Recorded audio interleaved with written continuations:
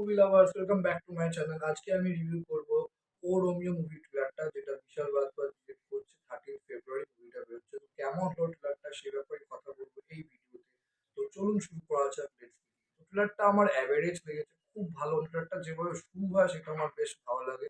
ওটা স্পেনেরই একটা কোনো গেম, যেটা তোমার ওই দেখবেন আগে খুব দেখানো হতো, আমরা ছোটবেলায় সবাই দেখেছি যে একটা বাইসনকে তোমার ওই ইয়ে করতে হয়, মানে থামাতে হয় দেখবে লাল কাপড় দিয়ে। তো ওখানে হয় শাহিদ কাপুরের সঙ্গে তো একটা যে নেগেটিভ ক্যারেক্টার, যে বিদেশি ছেলেটা, যে তোমার কি ওর নাম, বিদেশি হবে না হয়তো, বাট ওর লুকটা দেখে আমার একটু বিদেশি মনে হচ্ছিল। ইটালিয়ানের মতন যেরকম লম্বাটে মুখ, এরকম খুব তীক্ষ্ণ দেখতে, শার্প ফিচার্স।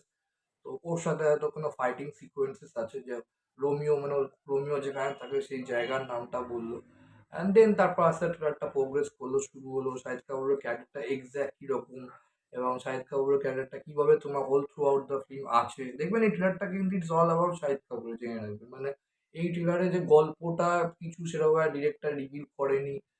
একটা ক্যারেক্টার মানে কতটা অবসেশন হয়ে যেতে পারে, এবং কতটা মেন্টালি আনস্টেবল এবং ইমোশনালিও যার মধ্যে কোনো স্টেবিলিটি নেই, এবং খুব ভায়োলেন্ট এবং সাইকোলজিক্যালি পুরো ব্রেকডাউন হয়ে গেছে, মানে ব্রোকেন ম্যান বলতে চাচ্ছি পুরো ক্যারেক্টার, এরকম ব্যাপার।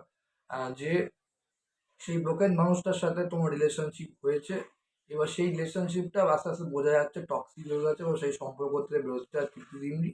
এবার ওর এই যে রিলেশনশিপটা কি হবে, এবং হয়তো রিলেশনশিপটা তো ব্রেকআপও হয়ে যেতে পারে।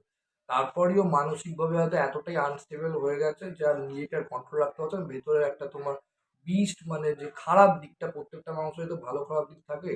যখন মানুষ দেখবেন তোমার ঠিকঠাক ভাবে তোমার সবকিছু ঠিক জায়গায়, তখন তার ভেতরে সেই মনস্টার দিকটা বেরিয়ে আসে। তো এখানেও তাই দেখা যাচ্ছে, ভেতরে একটা মনস্টার দিক বেরিয়ে যাচ্ছে, মানে মানুষ মারছে, তাদের রক্ত দেখে, মানে যে থিয়েটারে যে মানে হলের মধ্যে সিনটা, মারপিটের সিনটা, ও আনন্দ হচ্ছে একেবারে, আরো মারবো এরকম ব্যাপার। তো সেইটা তোমার এখানে সেই করেছে, এবং ওকে ধরার চেষ্টা করছে নানা পাটেকার। একটা তোমার পুলিশ অফিসার বোঝাই যাচ্ছে লাস্টে ট্রেনের মধ্যে যে সিকুয়েন্সটা, দুজনেই মানে বন্দুক দেখাচ্ছে, এরকম তুই যদি নিজের এই পাগলামো না থামাস, তাকে বলে ওর মানে দিন দিয়েও বলছে তোমাকে মারতে আমার হাত কাঁপবে না, না পাটেক এবার সত্যি মেরে দেবো, এরকম ব্যাপার। তো এই যে অবজেশন মনস্টার ভেতরে শাহিদ কাপুর ক্যারেক্টার মধ্যে, এবং কিভাবে এত মেন্টালি আনস্টেবল হয়ে গেছে, এর পেছনে নিশ্চয়ই কোনো গল্প আছে, সেটা এখানে দেখায়নি, রিভিল করেনি। পুরোপুরি ডিরেক্টর ওটাকে মানে লুকিয়ে রেখেছে গল্পটা, বলবো চালাকি করে। তবে আমার কোথাও মনে হয় একটু দেখালে ভালো হতো, একটা উইকনেস আমি মনে করি ট্রেলারে, একটু গল্পের আওয়াজ দেওয়া ভালো। তো ওভারঅল শাহিদ কাপুরের যে ক্যারেক্টারটা আমার যেটা মনে হয়েছে, মানে একটা ব্রোকেন ম্যান, যার চোখে খুব রেজ, কণ্ঠে পেন, আর বডি ল্যাঙ্গুয়েজে ইনস্টেবিলিটি, মানে দেখবেন ওর মানসিকভাবে পুরো একটা উত্তপ্ত টাইপ ক্যারেক্টারের পাঠ করছে।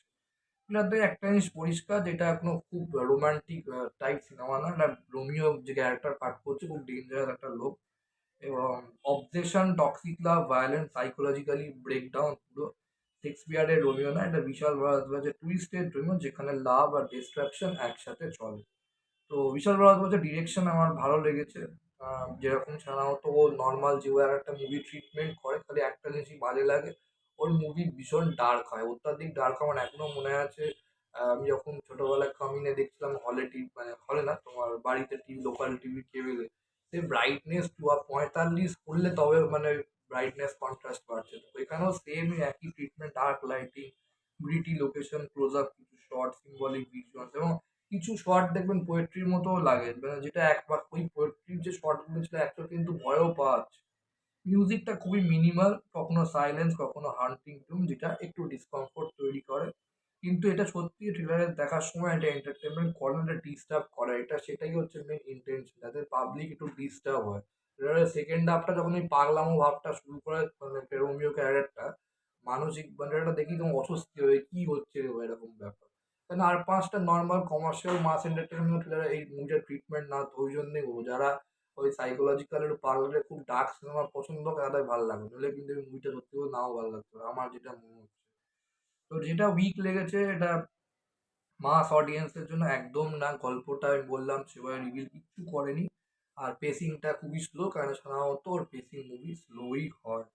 ওভারঅল বিশাল ভারদ্বাজের ফ্যান্স যারা মানে তার বিশাল ভারদ্বাজের ডিরেক্ট করার সময় যারা পছন্দ করে তাদের ভালো লাগবে, নইলে আমার যেটা মনে হয়তো অ্যাভারেজও হতে পারে, বাট শাহিদ কাপুরের পারফরমেন্স বেশ ভালো লাগছে। এবং ক্যারেক্টার ওয়াইজ এটা একটা খুব, ওর কেরিয়ারে খুব রিস্কি একটা ক্যারেক্টার আমি মনে করি। যদি ভালো পুল অফ করতে পারে দেন অনেক অপশন, আরো মানে সে যে একজন ভালো অভিনেতা সেটা আরো লোকে অডিয়েন্স ভিউয়ার্সটা বেশি করে জানবে। তো এটা it's not a commercial entertainer না, এটা ইন্টেন্স ডার্ক সাইকোলজিক্যাল সিনেমা আমি বলবো ও রোমিও। তো ইফ ইউ লাভ আমি বলবো হায়দার, কামিনী আর Maqbool, O Romeo is definitely one to watch. তো দিস ইজ আমার, এটাই ছিল তোমার রিভিউ তোমার ও রোমিও মুভি ট্রেলারটা সম্পর্কে। আপনাদের ও রোমিও ট্রেলারটা কেমন লেগেছে অবশ্যই আমার কমেন্ট বক্সে লিখেছেন। ভিডিও ভালো লাইক করো, কমেন্ট করো, শেয়ার করো, চ্যানেলটা অবশ্যই সাবস্ক্রাইব করো ফর ফিউচার। Thank you.